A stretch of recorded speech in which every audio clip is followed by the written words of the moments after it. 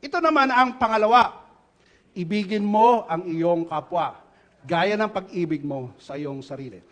Anong na-notice nyo sa verse 39? Ito naman ang pangalawa. Hindi niya sinabing una din. Pangalawa. Okay? Ano yung pangalawa daw? Love your neighbor. Love other people.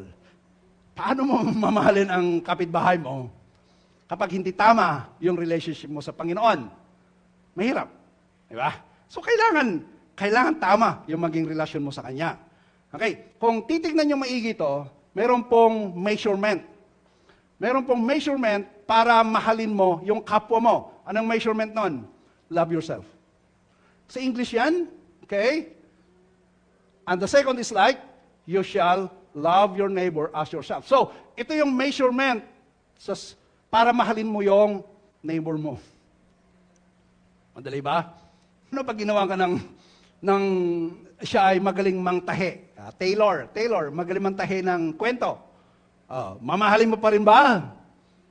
Sa Ezekiel chapter 36, verse 26, look at this one, basahin natin. Ezekiel chapter 36, verse 26.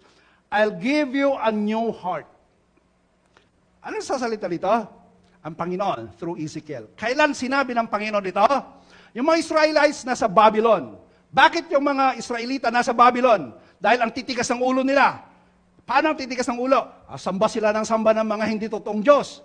Kaya pinaintulutan ng Panginoon na si King Nebuchadnezzar matalo ang mga Jew, okay? At dalhin sila doon sa Babylon bilang slave. Mahirap pong maging slave.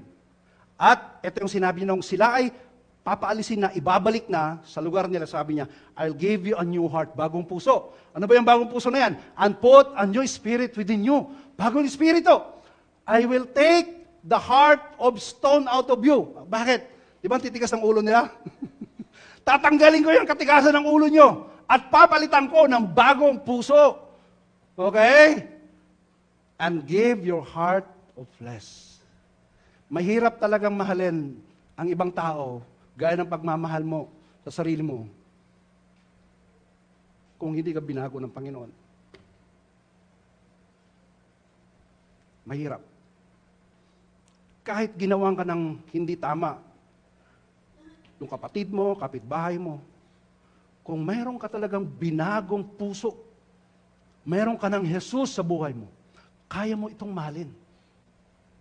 This is the measurement of obedience. Love yourself toward others. Mga kapatid. Okay? At sinigundahan sa Romans chapter 5 verse 5, because the love of God has been poured out.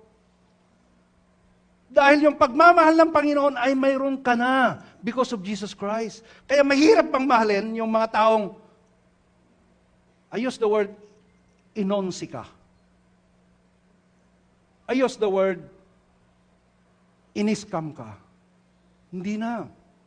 Because you have now a new heart. Love. Meron kang love. Amen? Amen. Kaya pagdating natin sa verse 40, okay, basahin natin yung English. On these two commandments hang all the new law and the prophets. Ito yung pinakasagot talaga ni Jesus Christ doon sa Pharisee.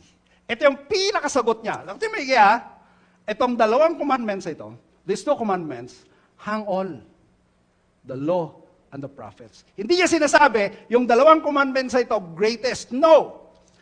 Itong dalawang commandments na sinabi ko, nakapaloob ito, yung 600 plus commandments na mayroon kayo. Hindi natin tinatanggal ito, yung mga commandments na ito. Nandito lahat. So, ano yung hang all? Parang bisagra. Ito, bisagra. Itong bisagra na to, kapag matanggal yung bisagra, ano mangyayari sa pintuan? Mahulog, di ba? Yung dalawang commandments is just like hinge, bisagra. Na nandito lahat, nakaangkla yung mga iba't ibang batas nyo. At ito yung importante, sabi niya. Amen? Amen. That's why remember, outward obedience is the visible fruit of loving God. Nandito tayo sa church dahil mahal natin ang Panginoon. Nandito tayo sa church or minamahal natin yung ibang tao because we love God. Kung minsan nagsasacrifice tayo sa ibang tao dahil we love God.